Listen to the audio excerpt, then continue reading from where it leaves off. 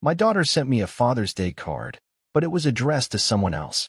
I laughed it off at first, until I saw my wife's handwriting inside and realized it wasn't a mistake, it was a message. What happened next was rather unbelievable. I will tell you how everything unfolded. First, let me quickly thank you for your continuous support. This means a lot to us. If you enjoy the stories we share, kindly subscribe to this channel. It will be great if you can leave a comment on which city you are watching from. We might just give you a shout out in our next story. Today's special shout out goes to Alice Tracy from New York. We are glad you enjoy our stories. Now let's go deeper into the story. Father's Day had never been about grand gestures in our house. It was always quiet. Some coffee, a hug from my daughter, maybe a homemade card with a goofy drawing on the front, and a sentence or two that made me tear up more than I'd admit. That morning started no differently. The sun cut through the blinds in thin golden slats, and the smell of toast and coffee wafted in from the kitchen. I stretched in bed, feeling the creak in my knees and the familiar ache in my lower back, the kind of pain that reminded me I was no longer the energetic father who used to carry his daughter on his shoulders through amusement parks and mall parking lots. Still, there was something comforting in that ache, proof that I'd been present, that I'd put in the work. I had done my part. I came downstairs in my robe, and there it was waiting for me on the counter.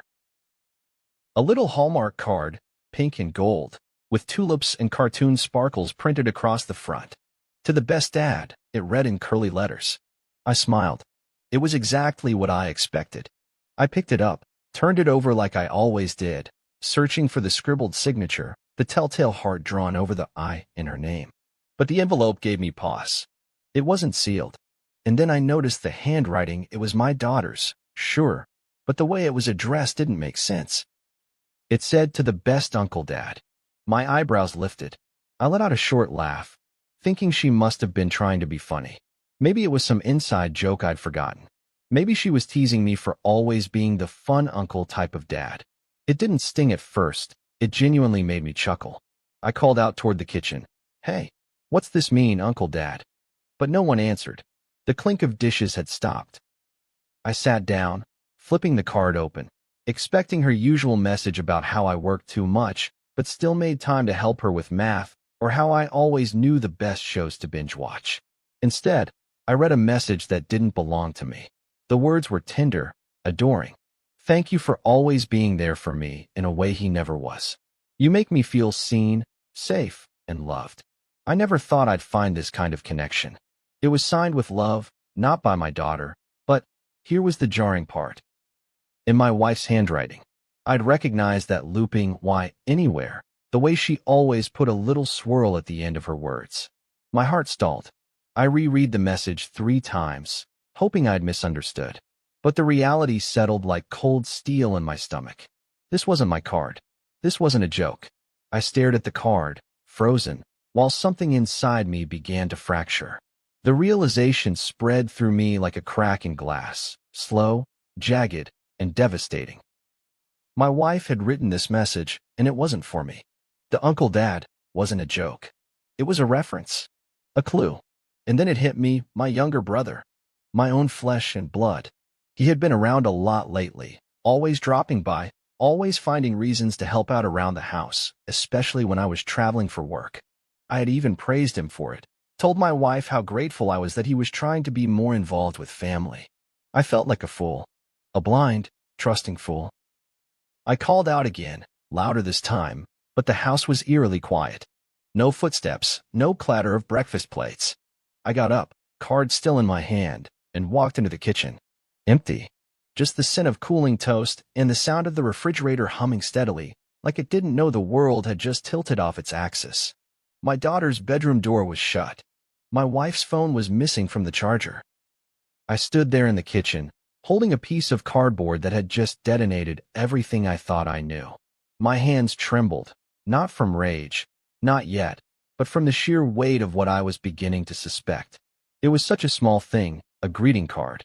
But in that moment, it became a wrecking ball to the structure of my life. All the nights I worked late so I could provide, all the birthday parties I planned, the anniversaries I never missed.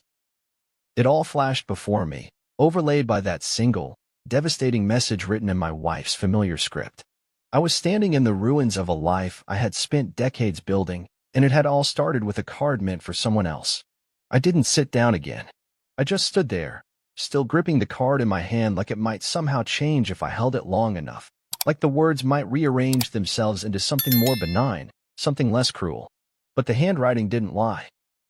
I'd stared at that handwriting on birthday cards, sticky notes on the fridge, shopping lists, and anniversary letters for over 20 years. I knew it like I knew my own name. Those curves and flourishes had once made me feel loved, tethered, known. Now they felt like knife wounds dressed in ink. My mouth was dry, my pulse hammering in my ears. A kind of nausea bloomed in my stomach, heavy and sour. I had to know. I needed to know, right now, what the hell this was. I took my phone and called her. Once. Twice. No answer. Then I called my brother. I didn't even know what I'd say if he picked up, but I needed to hear his voice. I needed to hear whether it carried guilt. His phone went straight to voicemail. I stood in the hallway for a full minute, just listening to the silence of the house. It was deafening. I went into the office where she usually kept her journals, her receipts, her neatly stacked bills and color-coded folders. I wasn't proud of what I was doing, but pride was a luxury I could no longer afford. I opened drawers, flipped through notebooks, and there it was, tucked in the back of her planner, a small bundle of letters, tied with a ribbon I remembered giving her years ago on Valentine's Day. I untied them with trembling fingers. The first one was dated over 2 years ago. It started innocently enough, something about gratitude for always listening, always understanding me better than he does. My stomach turned. The he was me. She was writing about me, to my brother. The letters grew more intimate, more vulnerable, then crossed into unmistakable territory. References to nights I'd been out of town, that weekend in Tahoe, and phrases like, if only things were different. I wanted to stop reading, but I couldn't. I had to know how deep it went. One letter spoke about our daughter, how confused she seemed, how she called him Uncle Dad, once by accident, and they laughed it off. That phrase again.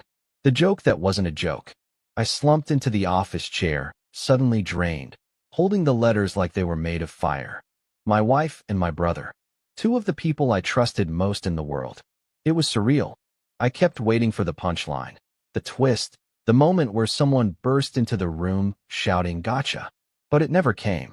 All I had were these words, tangible proof that I had been living in a parallel reality, blind to the truth hiding in plain sight.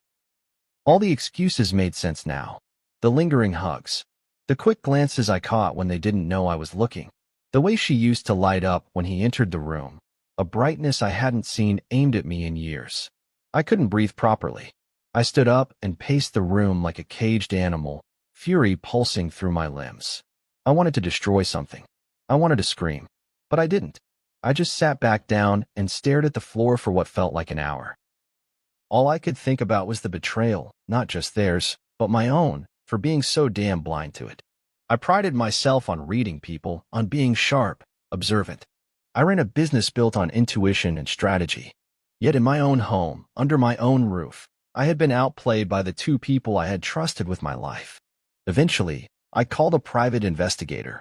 I didn't tell him much, just asked him to look into their movements over the past year. I needed facts. I needed something solid to hold on to, because my mind was slipping fast into a place I didn't like, where nothing felt real, where every memory was tainted. I also texted my daughter, "Where are you?" She replied an hour later, "With Mom." Why? I stared at the screen. My thumbs hovered over the keyboard, but I didn't know what to say. What could I say? That I discovered the secret she'd probably been living with in silence? That I was sorry for not seeing it sooner? That night, I slept on the couch, alone in the dark, holding a cold beer I never drank. I just held it, as if it could numb me from the inside out. The house felt cavernous and cruel, echoing with memories that no longer belonged to me.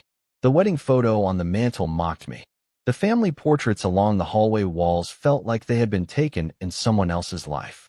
I thought about waking up and pretending none of it had happened, but I knew that was impossible now. Something had cracked open, and I could never unsee it. The handwriting had told the truth. And the truth was, I had been betrayed, not just as a husband or a brother, but as a father. That card was never meant for me. It was meant to be hidden, but somehow, fate, or maybe my daughter's silent rebellion, had placed it in my hands. And I would never forgive them for it. I didn't sleep much that night. Just drifted in and out of shallow, angry dreams where voices argued in muffled tones, and I was always standing just outside the door, unable to get in. By morning, I was running on fumes and bitterness. My hands felt swollen from gripping the edge of the couch too tightly in the night. I had never confronted anything like this before. I'd faced betrayal in business, sure, people trying to undercut me, steal clients, lie to my face. But this wasn't a boardroom. This was my goddamn family. And the battlefield wasn't a contract or a conference room. It was my home, my heart. They came back mid-morning. I heard the car pull into the driveway and the engine cut off. My wife came in first, keys jangling in her hand, moving with that casual confidence that suddenly repulsed me. My daughter trailed behind her, face buried in her phone.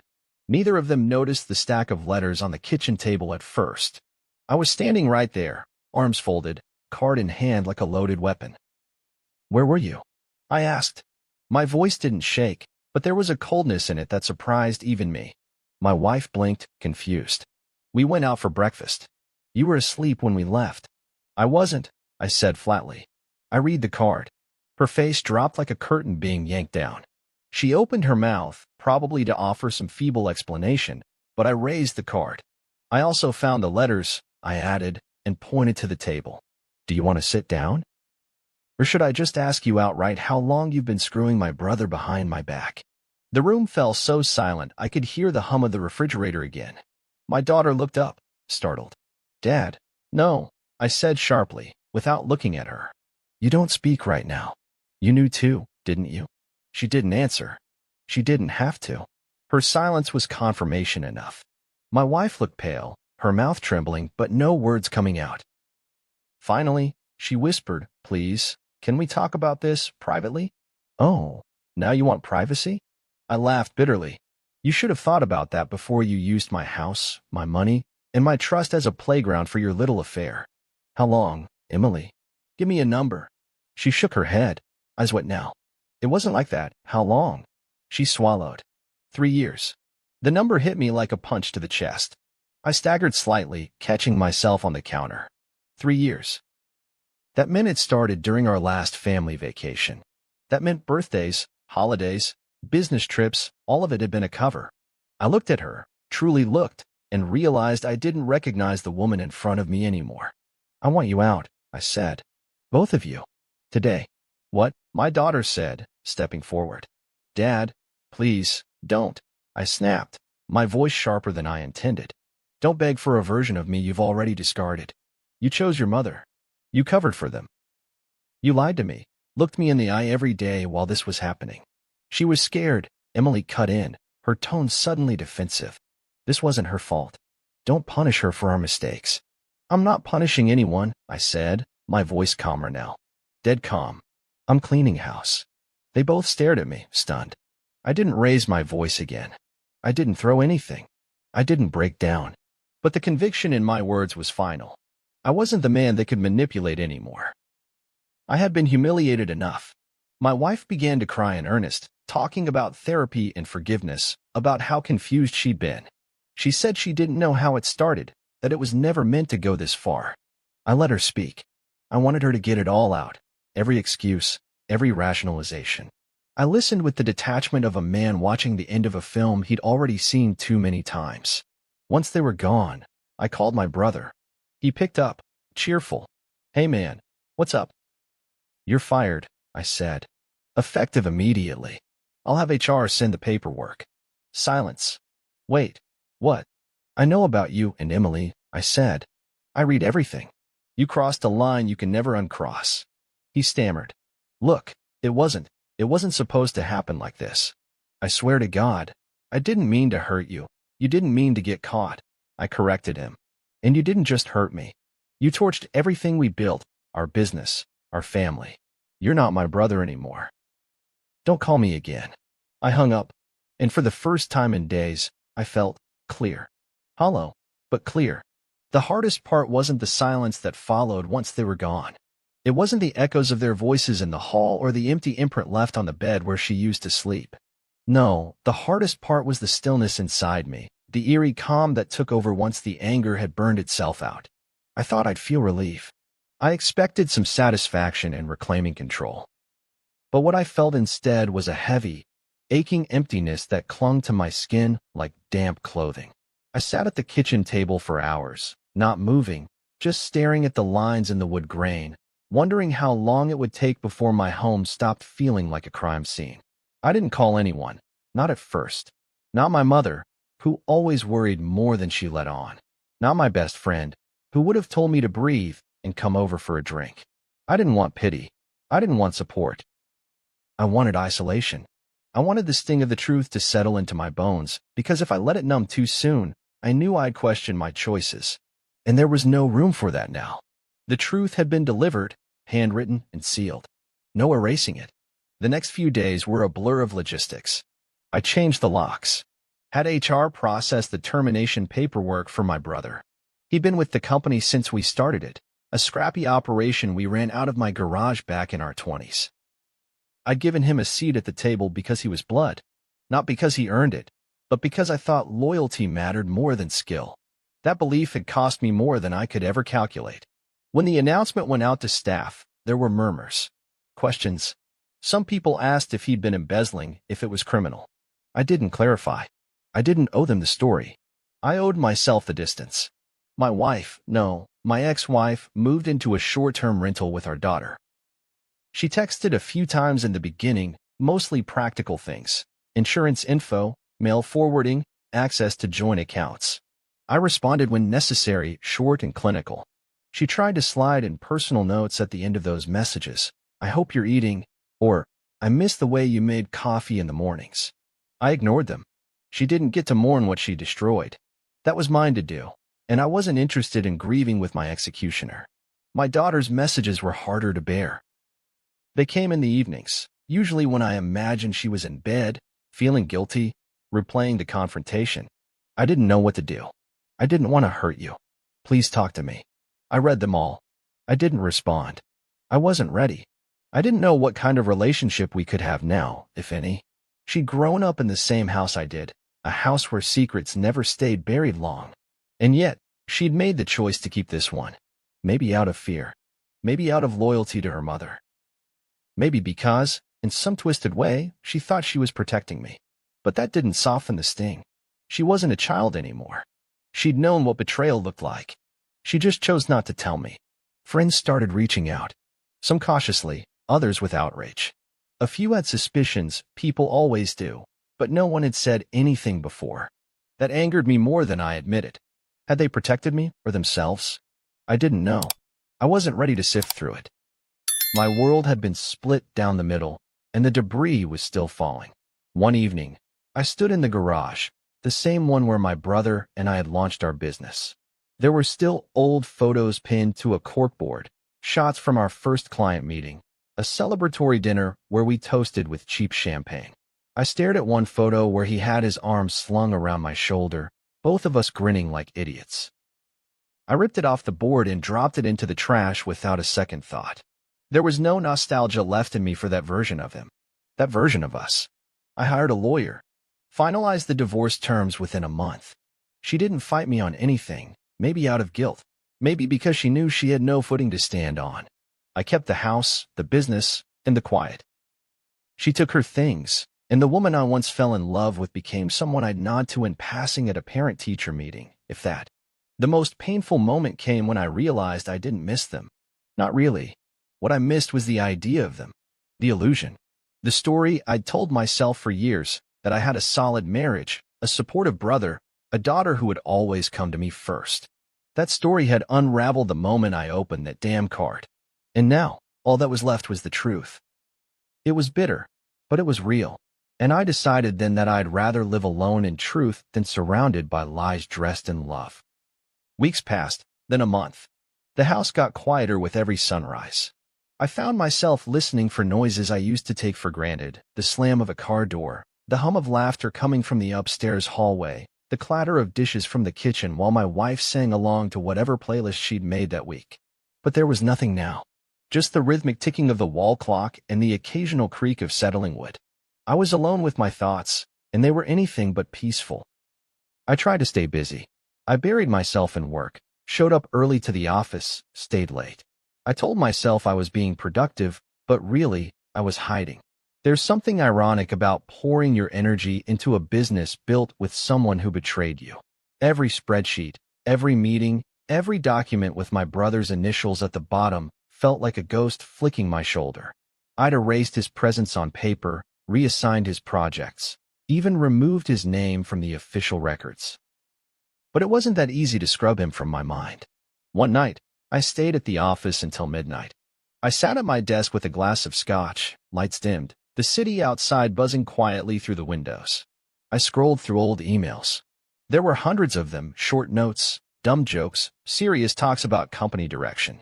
Emails where he told me he was proud of what we built, that he looked up to me. Lies, all of them.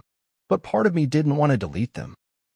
Part of me still searched those sentences for something real, some clue I'd missed that could explain how love could rot into betrayal without ever showing its face. I thought about our childhood. He'd been the baby of the family. I protected him from bullies, gave him half of my allowance when he lost his, taught him how to drive, helped him through his first heartbreak. When he dropped out of college, I didn't lecture him. I hired him. I made space for him in my life, my business, my home. And somehow, he still wanted what I had, my wife, my family, my life. That wasn't just betrayal. It was erasure. But the part that twisted the knife was this. I missed my daughter more than I could admit. Her silence, once a relief, was now unbearable. I kept waiting for a knock at the door, a call, something more than the short text she'd sent weeks ago. I didn't know what version of me she saw now. The angry father who told her to leave? The victim? The villain? I hated that I didn't know. I hated that I'd let that card, not the one she meant for me, but the one I was never meant to see, define everything between us. Had she really known the full extent of what was happening?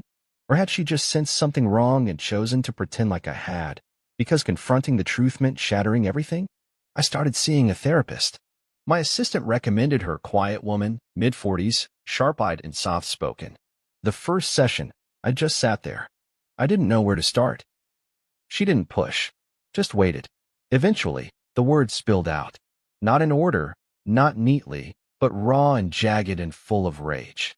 I talked about the card, the handwriting, the letters, my brother, my wife, my daughter, the loneliness, the shame, the guilt, the feeling that maybe, somehow, I'd driven them all away.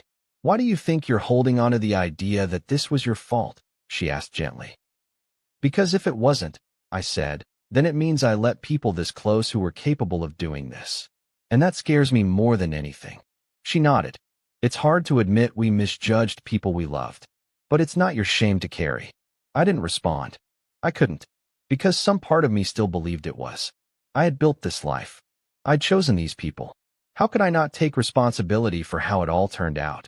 I didn't have an answer, even after weeks of sessions. But something changed the day I received a letter. Handwritten, no return address, but I knew the writing instantly. It was my daughter's. I opened it slowly, fingers trembling, heart racing. Inside was a simple note. Dad, I'm sorry. I didn't know how to stop it. I didn't know what to say. I didn't want to choose. But I miss you. I love you. I hope one day you'll want to see me again. L. I read it over and over. It wasn't enough. But it was something. A spark in the darkness. And for the first time since the card, I let myself cry. Not out of anger, not even out of pain, but because I realized that maybe I didn't have to carry all the weight alone anymore. Maybe I could choose who got to be part of my story moving forward. I met her at a small park not far from where she and her mother were staying. It was her idea, public space, neutral ground. I hadn't responded to the letter right away.